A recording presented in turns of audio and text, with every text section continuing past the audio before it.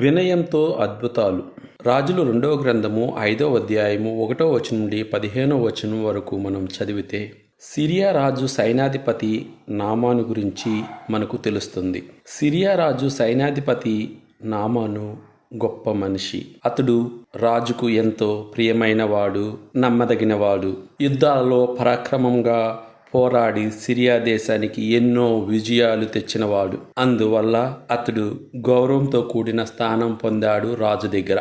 నామానుకు ధనం ఉంది, అధికారం ఉంది, గౌరవం కూడా ఉంది. కానీ దానితో పాటు అతనికి ఒక పెద్ద సమస్య అతని జీవితంలో ఉంది. అతడు కుష్టి వ్యాధితో బాధపడుతున్నాడు. ఇది మనకు ఒక సత్యాన్ని చెబుతుంది.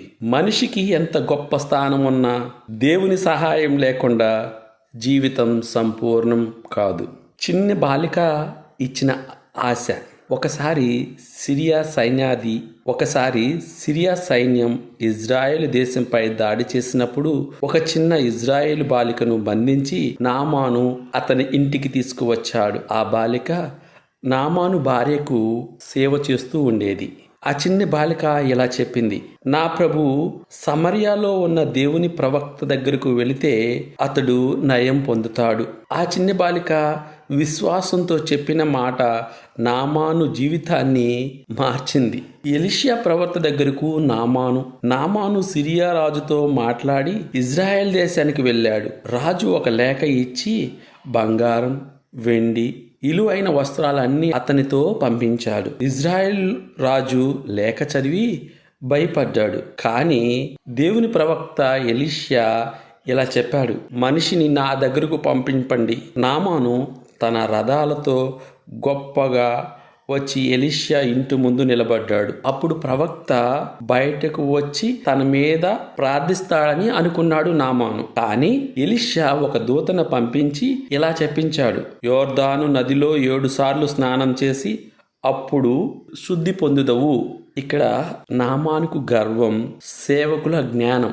ఆ మాట విని నామాను కోపగించుకున్నాడు, చిరాకు పడ్డాడు. ఇలాంటి నదులు మన దేశంలో లేవా? నా దేశంలో నేను స్నానం చేయలేనా? నేను శుద్ధి పొందలేనా అని కోపంతో వెనుదిరిగాడు.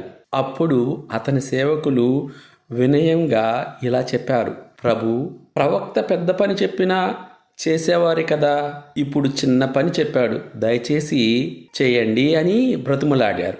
విధేయతతో వచ్చిన అద్భుతం ఇక్కడ మనం చూస్తాం.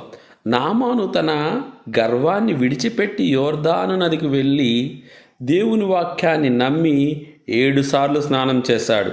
7వసారి నీటిల నుండి బయటకు వచ్చినప్పుడు అద్భుతం జరిగింది. అతని కుష్టి వ్యాధి పూర్తిగా మాయమైపోయింది, నయమైపోయాడు, ఇక శుద్ధుడయ్యాడు. అతని శరీరం చిన్న బాలుని వలె మారిపోయింది, శుభ్రపరచబడింది.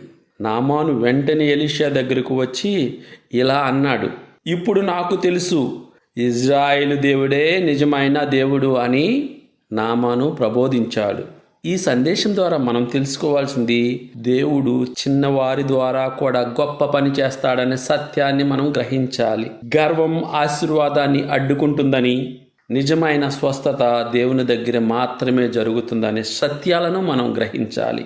నామాను గొప్ప సైన్యాధిపతి అయినా అతని వ్యాధిని నయం చేసేది అతని ధనం కాదు, అధికారం కాదు, అతని బలం కాదు, దేవుని కృప అని మనందరము ఈనాడు తెలుసుకున్నాం. మన జీవితంలో కూడా సమస్యలు, కష్టాలు వచ్చినప్పుడు మన గర్వాన్ని విడిచిపెట్టి దేవుని మాట వినాలి.